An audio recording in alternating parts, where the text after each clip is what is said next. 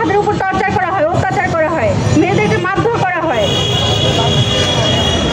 তো আমরা এতটুকুই বলবো যে আজকে আমরা এখানে আসছি লুসাকা গ্রুপের থেকে।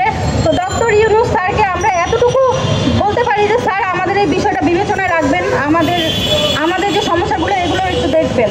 ধন্যবাদ।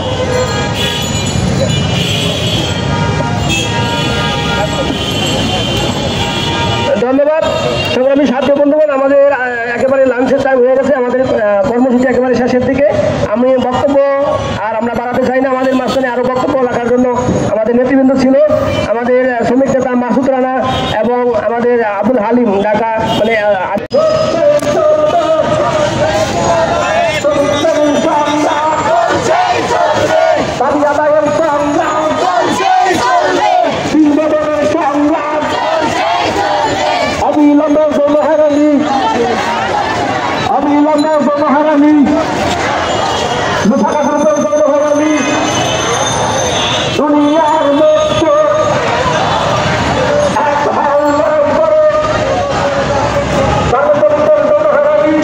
দিতে পারছি না।